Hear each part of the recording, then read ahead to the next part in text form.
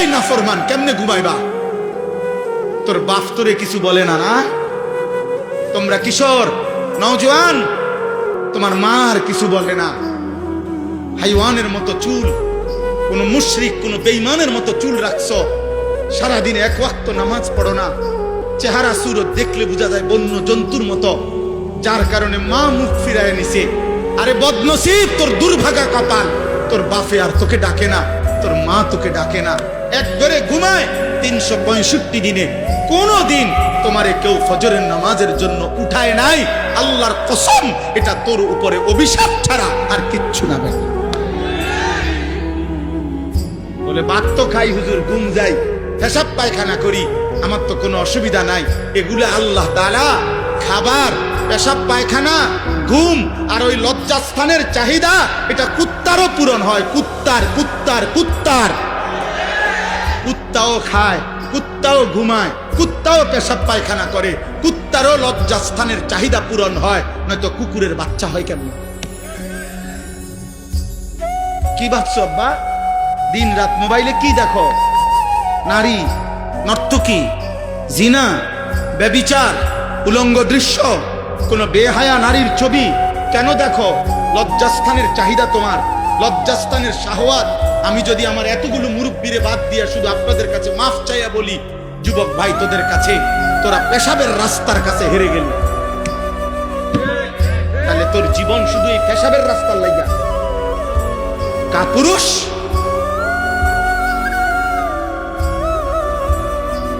আর একটা মানুষের সৃষ্টি, এই মাথা, এই চোখ, এই চুল, এই চেহারা, এই হাত, এই নাক, এই দিল, এই দিমাগ, এই আসমান ও জমিন, এত কিছু দিয়ে আল্লাহ তাআলা সাজিয়েছেন শুধুমাত্র এই যৌন চাহিদার জন্য,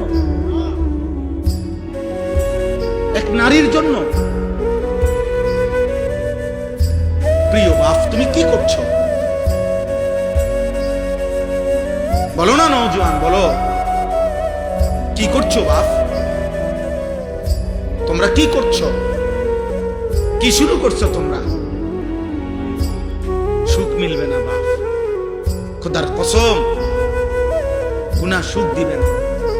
লাহুম আযাবুন আলীমুন ফিদ দুনিয়া ওয়াল আখিরাহ। কোরআন শরীফের সূরা নূরে 18 নম্বর পারায় স্পষ্ট আছে, আল্লাহ বলে যে সমাজ মুমিনদের, যাদের দ্বারা অশ্লীলতা, বেহায়াপনা, ফাহিশা, নারী পুরুষের অবাধ মেলামেশা, জিনা ব্যভিচারের অবাধ পরিবেশ, চরিত্রহীনতার অবাধ পরিবেশ চালু হয়, খোদার কসম আল্লাহ বলছে আমি তাদেরকে দুনিয়াতেও কঠিন আযাব দেব, আখিরাতেও কঠিন আযাব। লাহুম আযাবুন আলীমুন ফিদ দুনিয়া ওয়াল আখিরাহ। ফিদ দুনিয়া, ফিদ দুনিয়া মানে দুনিয়া, দুনিয়া যে দুনিয়া এটা বুঝেননি। দুনিয়া শব্দের অর্থ দুনিয়া কদ্দুর বুঝছেননি। অতএব আমার দাদার বয়সীরা, তোমার, ওরা হয়তো তোমার আগে কবরে চলে যাবে, তোমার বাবার বয়সী কবরে চলে যাবে, কিন্তু তোমরা 14, 16, 18, 20, 22 বছরের ছেলে, যে পরিমাণ তোমরা যা করছো, তোমাদের আগামী ভবিষ্যৎ তোমরা মুসিবতে ফেলে দেবে।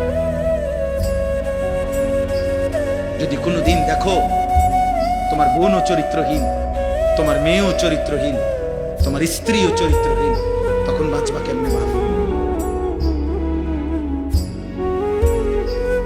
পরের নারীর কাছ থেকে, পরের মেয়ের কাছ থেকে তুমি যা চাও, তোমার মেয়ের কাছ থেকে যদি ভবিষ্যতে অন্য কেউ এটা চায়,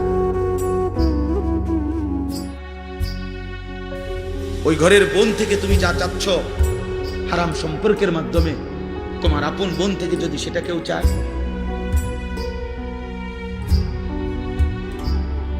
কথা বলে না তো তুমি সেটা মেনে নিবে তো? তোমার ইজ্জত এটা মেনে নিবে তো? তোমার আত্মসম্মান এটা মেনে নিবে তো? আল্লাহর নবী সাল্লাল্লাহু আলাইহি সাল্লাম এক যুবককে এই কথাটাই বলছে, নবীজির হাদিস। ওই যুবক জিনা করতে চেয়েছিল, নবীজির কাছে অনুমতি চাইছিল। ইযান লি বিজিনা, বলছে ইয়া রাসূলুল্লাহ আমি জিনার অনুমতি চাই। আল্লাহর নবী সাল্লাল্লাহু আলাইহি সাল্লাম তাকে 5টা প্রশ্ন করছেন ওই যুবককে। এই কিতাব আমার গাড়িতে আছে, আরবি কিতাব। ওই যুবককে নবী বললেন আমি তোমার কাছে জানতে চাই, আফাতুহিব্বুহু লি উম্মিক ওয়া ইবনাতিক ওয়া উখতিক ওয়া আম্মাতিক ওয়া খালাতিক। আমি সংক্ষেপে বললাম, নবীজি বললেন, যুবক তুমি কি চাও তোমার মায়ের সাথে কেউ জিনা করুক? যুবক বলছে, লা ইয়া রাসূলুল্লাহ, না। তোমার মেয়ের সাথে না, তোমার বোনের সাথে না, তোমার ফুফুর সাথে না, তোমার খালার সাথে না। আল্লাহ নবী বললেন, ওয়ালান নাসু লা ইউহিব্বুনাহু লিউম্মাহাতিহিম ওয়া বানাতিহিম ওয়া আখাওয়াতিহিম ওয়া আম্মাতিহিম ওয়া খালাতিহিম। তাহলে যুবক মনে রেখো, কোনো মানুষও চায় না তার মায়ের সাথে কেউ জিনা করুক, তার মেয়ের সাথে কেউ জিনা করুক, তার বোনের সাথে কেউ জিনা করুক, তার ফুফুর সাথে কেউ জিনা করুক, তার খালার সাথে জিনা করুক। তুমি যা চাও না অন্যরাও তা চায় না, তাহলে তুমি কিভাবে করবা? ওই যুবক তখন চোখের পানি ফেলে বলছে, ইয়া রাসূলুল্লাহ, আমি কসম করে তওবা করলাম, এমন নাফরমানি আমি আর কোনোদিন করব না। আল্লাহর নবী তখন কাছে টেনে তার বুকে হাত দিয়া ওই যুবকের জন্য নবী 3টা দোয়া করছে। আজকে কিশোর যুবক, তোমরাও যদি কেউ নিয়ত করো যে হারাম ছবি, হারাম নারী, হারাম দৃশ্য, হারাম বিবাহ বহির্ভূত কোনো মেয়ের সাথে কোনো সম্পর্ক করবা না, অশ্লীলতার বেহায়াপনা করবা না, তো আমি ইনশাআল্লাহ এই দোয়া তোমাদের জন্য করব। 30 বছরের নিচে, 30 বছরের নিচে যাদের বয়স, তোমরা হাত তোলো।